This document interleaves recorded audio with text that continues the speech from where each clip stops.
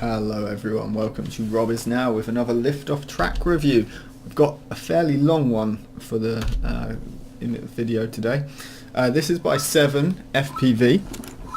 It's track 1. There will be a link in the description below, and it is a very long track. It's pretty straightforward in terms of what it is. It's just turny, flat. There's no real you don't need to know any special acro maneuvers. You can certainly throw them in if you want to. There are points that are allowed for that.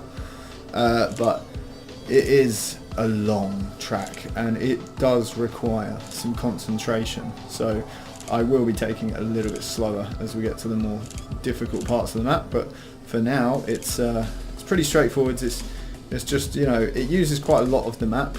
You can see there I was flying to the very edges of the zone, as it were. And at first glance, you'll see you've got the yellow cones, and it is actually quite easy to see where you're going next. So I like that, because I've seen tracks on the Autumn Fields map that use the orangey brown cones, and they don't work so well on the autumn leaves that are on the floor. But I do like this, because you've definitely got this sort of area here where things open up, and you could throw in some acro moves if you so desired. What I will say though, it is a free lap track and it is pretty long.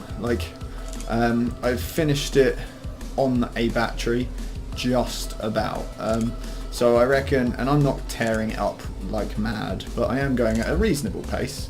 So 1:30 seems to be my sort of average time for a lap. And I'm using the 4S battery. I think there are the bigger batteries in the workshop you could use, sorry, workbench area that you could use, and it would probably make it a little bit easier to finish. But it's one of those things, oh goodness, if you are going to punch it round this track, you might be in trouble of sagging the battery way too quickly. So it is one you've sort of got to balance, or just turn battery management off and you don't have a problem. I like flying with it on just because it's a feature and I like to use the features. But yeah, I do like the variety in how he's used different gates here. So you've got these sort of inflatable ones that are slightly higher off the ground.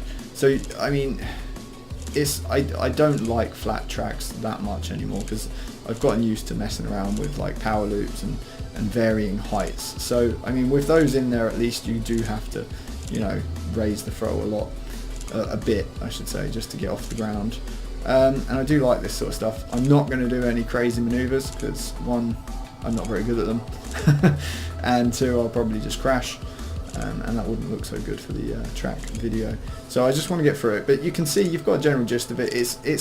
You can fly through this. I would probably, s3v3nFPV, if you're watching this, I would recommend just toning it down to a 2-lap track. Just on the basis that if there are other people running with the battery management mode on, it guarantees they'll finish it, hopefully.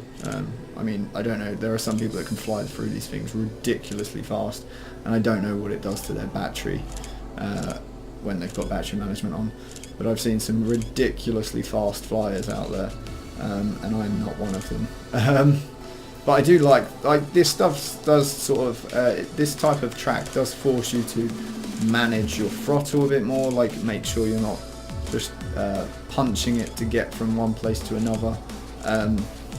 And what I mean by that is you're not punching it high, in between gates. There are other tracks where you can go particularly fast, and you can just shoot up, because you don't have to worry about making the next gate on the floor.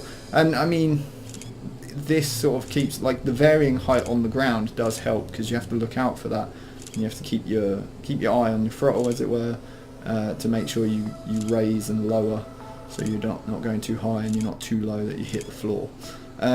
So it is a good track. I like it, and it's when I first gave it a few goes, I was crashing quite a lot, because well, I wasn't paying attention and I wasn't turning properly, and I was just hitting things, and it was a mess.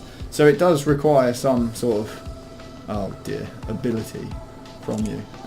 I would say that I've hit a few checkpoints when I've been doing this, like I've gone round things and they haven't registered, and I think that's just because the checkpoint's too narrow or too small, and if you're a better flyer than me, you'll hit it, but you know, I'm alright, I can make it through, but there are the occasional checkpoints where you just miss them because they're narrower, and in reality you have made it round your flag or so on, and it just doesn't work. Sorry, thirsty. I like that track, 7FPV.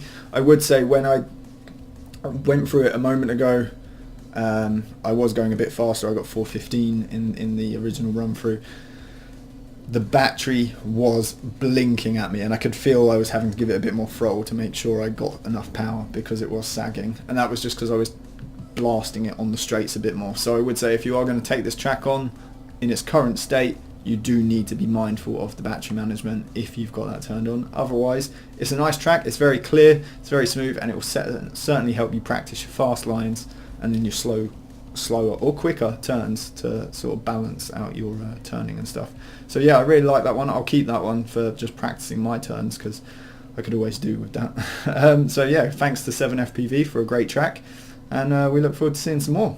Take it easy.